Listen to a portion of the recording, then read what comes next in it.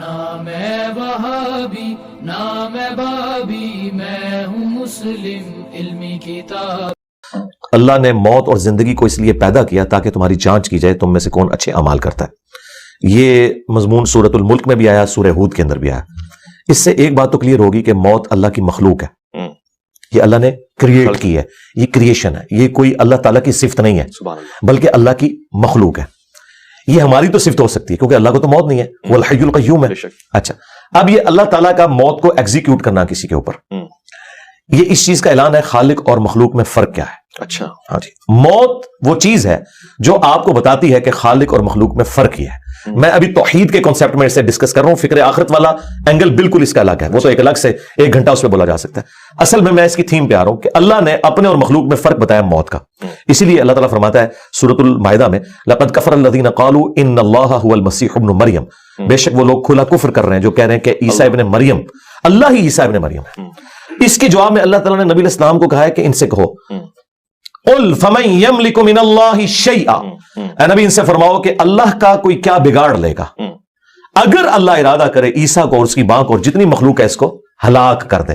وہاں غصہ ہے کہ موت کا لفظ بھی نہیں استعمال کیا، ہلاک۔ تو ہمارے نبی علیہ السلام کے لیے بھی ہے قل ارأیتم ان اہلکنی اللہ ومن معی او رحمنا فمن یجیر الکافرین من عذاب علیم، اے نبی تم فرماؤ کہ اگر اللہ تعالیٰ مجھے اور میرے ساتھیوں کو ہلاک کر دے یا ہم پہ رحم فرمائے۔ کافر کس زون کے اندر ہے؟ ہم تو اپنی جانوں کے حوالے سے بھی کسی کے یعنی محتاج ہیں۔ بخاری مسلم میں حدیث ہے، اکثر حدیث میں قسم ہے اس ذات کی جس کے قبضے قدرت میں میری جان ہے، اس کے بعد نبی علیہ السلام ارشاد فرماتے ہیں کہ میری خواہش ہے کہ میں اللہ کی راہ میں قتل کیا جاؤں، پھر زندہ کیا جاؤں، پھر قتل کیا جاؤں، پھر زندہ کیا جاؤں، پھر قتل کیا جاؤں، پھر زندہ کیا جاؤں، پھر قتل کیا جاؤں۔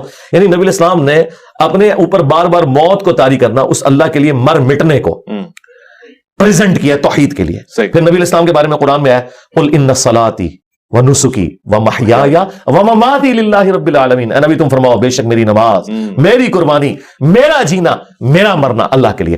یہ میں رسول اللہ کو سینٹرڈ کر کے آپ کو موت کا کنسیپٹ سمجھا رہا ہوں تو بابت شاہی کوئی نہیں۔ ہاں، جو کہتے ہیں عبد القادر جیلانی نے اسرائیل کو روح کھولی، اور نہیں ہو بھائی، خدا کے لیے یہ اللہ تعالیٰ کے پاس اختیار ہے، وہ ملک الموت کے ذریعے موت کو طاری کرتا ہے۔ تو موت ڈفرنس ہے خالق اور مخلوق کا، ٹھیک ہے۔ اور یہ تلوار اللہ نے لٹکائی اس لیے کہ تاکہ انسان کو یہ بتایا جائے کہ تمہیں کسی نے پیدا کیا ہے، تم نے مر کے اس کے پاس جانا ہے اور اس کے حضور اکاؤنٹیبل ہونا ہے، اس دن سے پہلے تیاری کر لو۔ اور نور علی نور کرتے ہوئے اللہ تعالیٰ نے پیغمبروں اور کتابوں کے ذریعے انسانیت کی رہنمائی بھی فرما دی کہ کوئی شخص اگر کہے کہ مجھے تو سمجھ نہیں آئی اس اخلاقی حص کے سبب جو میرے اندر موجود تھی، پیغمبروں کی تعلیمات کے بغیر میرے اندر یہ اخلاقی حصہ ہے کہ ہر انسان جھوٹ کو برا سمجھتا ہے، سچ کو اچھا سمجھتا ہے جب تک اسے کو پرورٹڈ نہ کرے۔ کسی کے ساتھ خیر خواہی کو اچھا سمجھتا ہے، برائی کو برا سمجھتا ہے۔ ہالی ووڈ کے فلم کے اینڈ کے اوپر بھی سچ کی ہیرو کی جیت کیوں دکھائی جاتی ہے؟ ہماری انسٹنکٹ میں ہے۔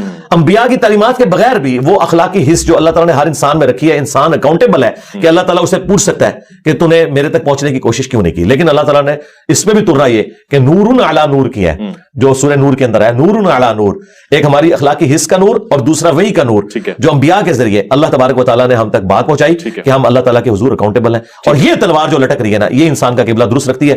اگر میرے بھائی ہم نے مرنا نہ ہو پھر خدا ہماری ضرورت نہیں ہے، یعنی یہ چیز اگر ختم ہو جائے، میں نے مرنا نہ ہو، مجھے بڑھاپا نہ آئے، مجھے بدحالی نہ آئے، ہمیشہ خوشحال رہوں، تو خدا میری ضرورت نہیں ہے۔ اللہ اکبر۔ اور یہی چیزیں آپ کو جنت میں مل جائیں تو قیامت کے دن ہم اللہ کے حضور حجت کے طور پر یہ بات رکھ سکتے ہیں کہ یا اللہ ایک دفعہ آزما کے تو دیکھتا، ہم تو ایسے نہ ہوتے۔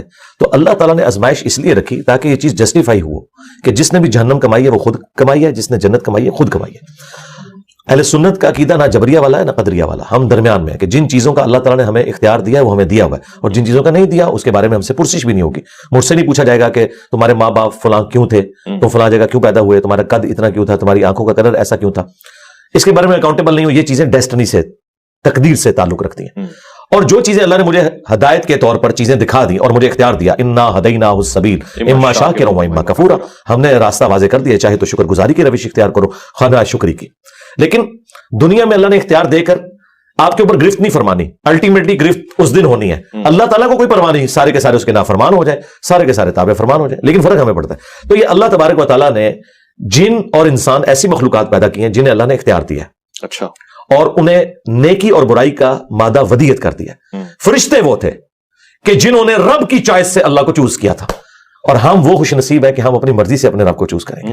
اور اس میں میں بڑا بھاری جملہ بولتا ہوں کہ حضرت جبرائیل علیہ السلام اگر مجھے کہنا کہ انجینئر صاحب آپ میرے ساتھ اپنا ایمان ایکسچینج کر لیں تو میں اپنا ایمان ایکسچینج نہیں کروں گا، کیونکہ میں نے اپنی ول سے اپنے رب کو چوز کیا ہے۔ یہ وہ کوالٹی ہے، جبرائیل کے پاس لاکھوں کوالٹیز ہوں گی لیکن ہاں وہ بائی ڈیفالٹ ہے، میں نے اپنے رب کو خود چوز کیا ہے۔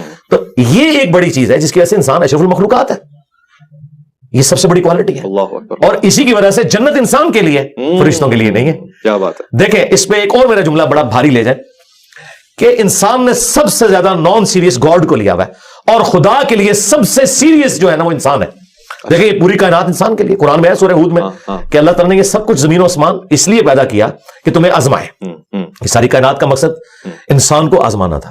تمام چیزیں انسان کی خدمت میں لگی ہوئی ہیں، خواہ وہ سورج ہو، چاند ہو، ہاں سب کچھ زمین میں جتنی بھی مخلوقات ہیں، ایون فرشتے آپ کی ڈیوٹی پہ لگے ہوئے ہیں، فرشتے آپ کی ڈیوٹیاں پوری کر رہے ہیں۔ یعنی اس کائنات میں سب سے سیریس کریشن کوئی اللہ کی ہے نا تو انسان ہے، اور انسان نے سب سے زیادہ نان سیریس لیا ہوا ہے اللہ تبارک و تعالیٰ کو۔ یعنی اللہ کو ہماری کوئی حاجت نہیں ہے، لیکن یہ یاد رکھیے گا جس نے خدا کو سیریس نہ لیا وہ مارا گیا۔ اور اس پہ ایک اور جملہ میرا، جس شخص نے دنیا اللہ کی مرضی کی گزاری، آخرت وہ اپنی مرضی کی گزارے گا۔ ہاں جو وہ چاہے گا وہ اسے ملے گا، اور جس نے دنیا اپنی مرضی کی گزاری وہ پھر آخرت اللہ کی مرضی کی گزارے گا، پھر اللہ اس کے ساتھ جو کرے گا وہ کرے گا۔ ولیعوذ باللہ تعالی۔ نام ہے وہابی نام ہے بابی، میں ہوں مسلم علمی کتاب۔